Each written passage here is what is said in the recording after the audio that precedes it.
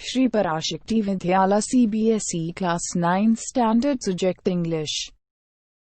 Dear students, hope you fine. Today I am going to tell you a story.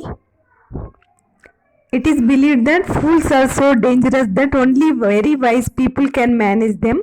Who are the fools in this story? What happened to them? We can find out by reading lesson 4 in supplementary reader in the Kingdom of Fools.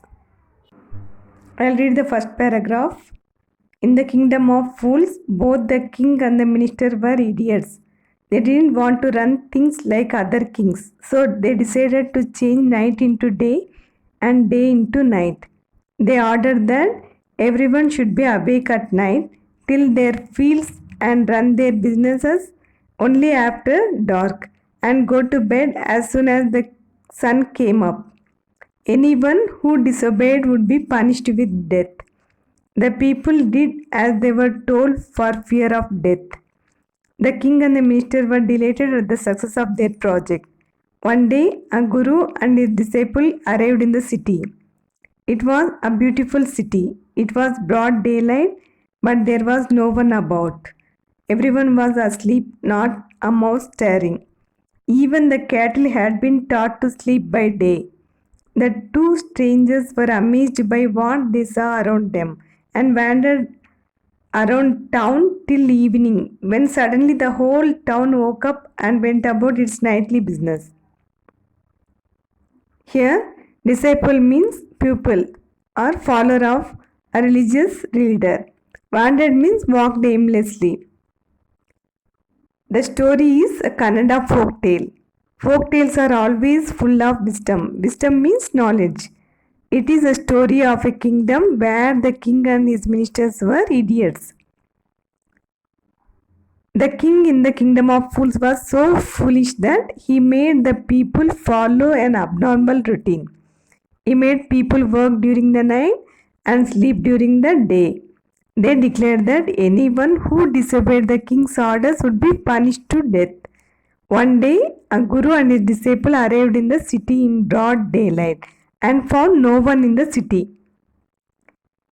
In this kingdom, people sleep throughout the day and even animals didn't care venture out during daytime. I'll read the next two paragraphs. The two men were hungry. Now that the shops were open, they went to buy some groceries. To their astonishment, they found that everything cost the same, a single duddu. Whether they bought a measure of rice or a bunch of bananas, it cost a duddu. The guru and his disciple were delighted. They had never heard of anything like this. They could buy all the food they wanted for a rupee. When they had cooked and eaten, the guru realized that this was a kingdom of fools and it wouldn't be a good idea for them to stay there. This is no place for us. Let's go, he said to his disciple. But the disciple didn't want to leave the place. Everything was cheap here. All he wanted was good, cheap food. The guru said, "They are all fools. They won't last for long, and you can't tell what they'll do to you next." Here, groceries means a store selling foodstuffs and various household supplies. Realize means come to know. Here, two men refers to the guru and his disciple. They wandered the whole town till evening. So they were hungry. They realized that the shops open in the evening and everything, be it a measure of rice or a bunch of bananas, cost the same, a single duddu, the local currency, that is 1 rupee. After eating a lot, the guru realized that it was the kingdom of fools and they should leave because they couldn't know what would happen next. I'll read the next paragraph. But the disciple wouldn't listen to the guru's wisdom. He wanted to stay. The guru finally gave up and said, "Do what you want. I'm going," and left. The disciple stayed on, ate his fill every day, bananas and ghee and rice and wheat and grew fat like a street-set sacred bull. Here, sacred means holy. The disciple was very fond of eating. He didn't mind his guru's warning. He thought that everything is inexpensive. He could buy food at a cheap price.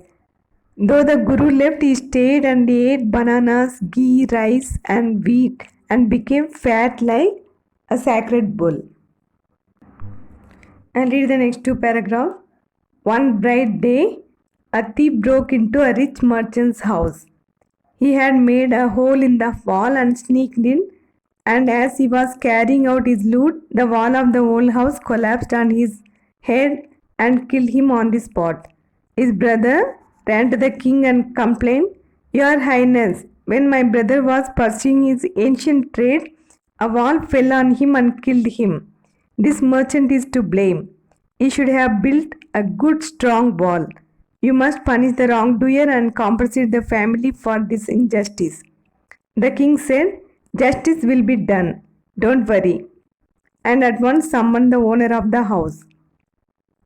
Sneak means move secretly. Collapse means to fall. Compensate means to make good for losses. Summon means to call for. One day, a thief broke into a merchant's house.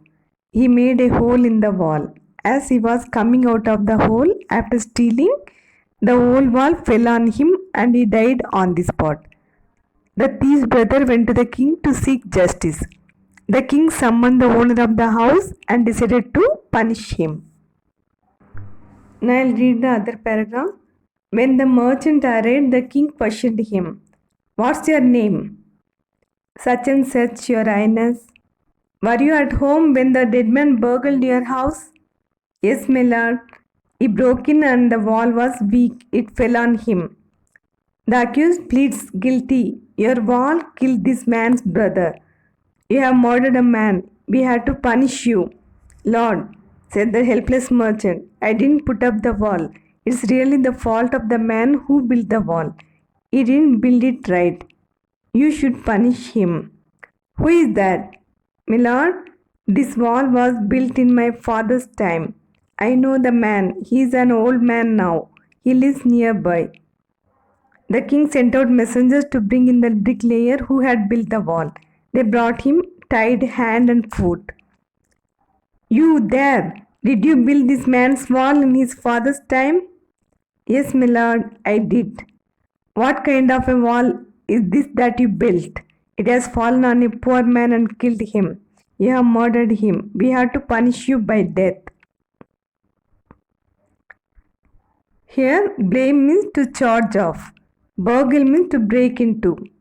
Accused, convict. Bricklayer means mason. The king inquired the merchant regarding this, but the merchant blamed the bricklayer, saying that he had built the weak wall. At once the king sent out messengers to bring in the bricklayer who had built the weak wall. Now I'll read the next paragraph. Before the king could order the execution, the poor bricklayer pleaded, "Please listen to me before you give your orders. It's true I built this wall and it was no good, but that was because my mind was not on it.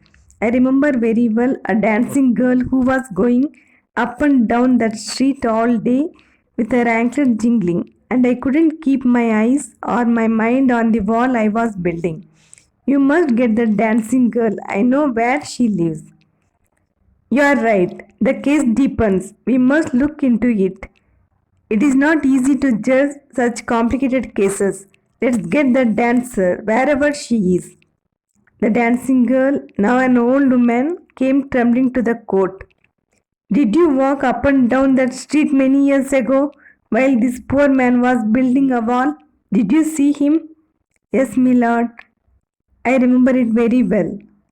"So you did walk up and down with your anklets jingling. You are young and you distracted him. So he built a bad wall."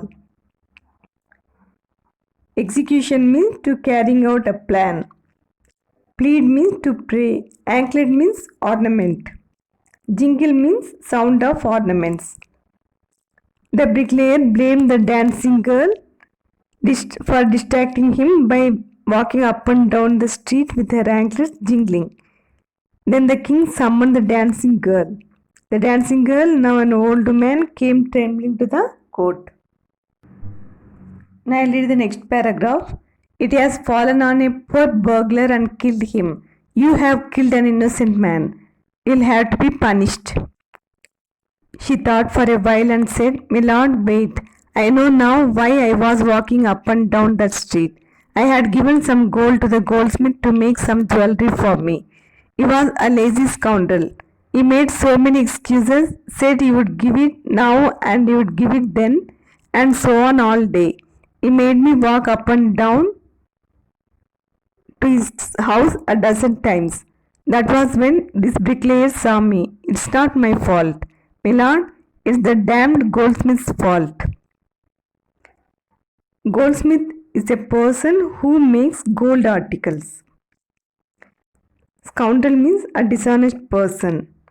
Damned means dishonest. Excuse means try to justify.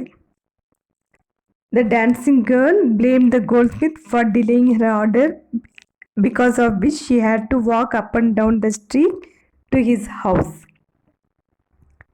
That's all today, students. Whether the king punishes the goldsmith or not, let us find out in the next session. Thank you very much.